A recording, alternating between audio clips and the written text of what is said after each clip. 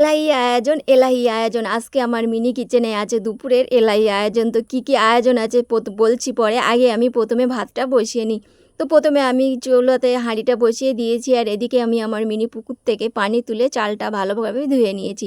চালটা কিন্তু 3 থেকে 4 বারই ধুয়েছি। সব ক্লিপটা দেখানো সম্ভব নয়, তাহলে ভিডিওটা অনেকটা লং হয়ে যাবে। সেজন্য আমি অফ ক্যামেরাতে ধুয়ে নিয়েছি। তো এদিকে ভাতের পানিটা ফুটে গিয়েছে। আমি এভাবেই আমার মা রান্না করে আমি দেখেছি। ভাতের পানিটা আগে দিয়ে পানিটা একটু ফুটে উঠলে পরে চালটা দেয়। তা আমিও সেই পদ্ধতিটা অবলম্বন করলুম। মায়ের মেয়ে বলে কথা, মায়ের কাছ থেকেই শেখা কাজ। এরপর আমি ভাতটাকে দেখুন বসিয়ে দিয়েছি। ভাতটা উতলে গিয়েছে, আমি একটা চামচ দিয়ে নেড়ে দিয়েছি। এদিকে আমি বাছা কোটার জন্য সব কিছু আবার রেডি করে নিয়েছি। তো আমি মিনি কিচেনে আজকে পাকা পটল ভাজা করব। আপনারা কে পাকা পটল এভাবে করে কুড়ে নেন চামচ দিয়ে, বা কে খোসা শুদ্ধ রেখে খান সেটা জানাবেন। দুভাবেই কিন্তু পাকা পটল খেতে ভালো লাগে, কিন্তু আমাদের বাড়িতে এইভাবেই বেশি চলে রান্নাটা, পাকা পটলটা। এদিকে ভাতটা টকবক করে ফুটতে শুরু করছে, কি অপূর্ব সুন্দর লাগছে দেখতে। আর এদিকে আমি মানে পটলটাকে কুড়ে নিচ্ছি চামচ দিয়ে। তো দেখুন এভাবে চামচ দিয়ে কুড়ে নিলে ঝটপট হয়ে যায়, আর খুব সুন্দর হয় খেতে, কিন্তু খুব সুন্দর লাগে এইভাবে পটল ভাজা করলে।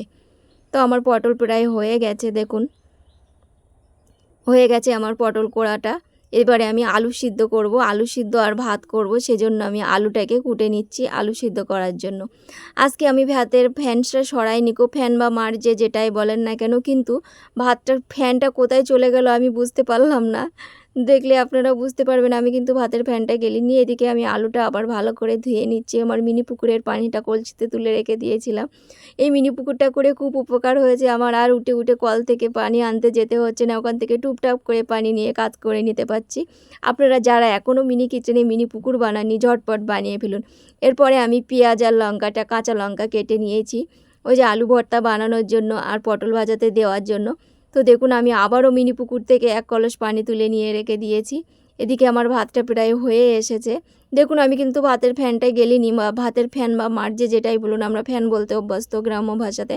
তো দেখুন ভাতের ফ্যানটা যে কোথায় চলে গেল আমি সেটা বুঝলাম না। তো আমার ভাতটা হয়ে গিয়েছে, আমি ভাতটা নামিয়ে নিয়েছি। এরপরে আমি পটলটা ভাজবো, সেজন্য আমি কাঁচা পেঁয়াজ আর কাঁচা লঙ্কা দিয়ে দিয়েছি। দিয়ে খুব সুন্দর করে পটলটাকে ভালো করে ভেজে নিয়েছি। দেখুন আমার পটল ভাজা হয়ে গেছে।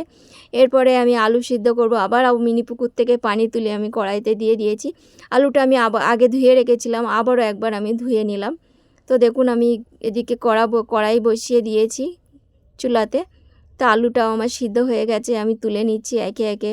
এবার আলু ভর্তা করার পালা আর খাওয়ার পালা। আমার মিনি কিচেনে সবার আপনাদের দাওয়াত রইল। একদম সিম্পল মেনু, কিন্তু খেতে অসাধারণ। দেখুন এখানে আমি ভাতটা ফ্যানে ভাতে করার চেষ্টা করেছিলাম, কিন্তু ফ্যানটা শুকিয়ে গেল কিভাবে আমি বুঝতে পারলাম না। তো এই হচ্ছে ফাইনাল লুক আমার মিনি কিচেনের আজকের রেসিপির। আপনাদের সবার দাওয়াত রইল। আজকের ভিডিওটি এই পর্যন্ত। এই ভিডিওটি যারা সম্পূর্ণ দেখেছেন তাদেরকে অসংখ্য ধন্যবাদ।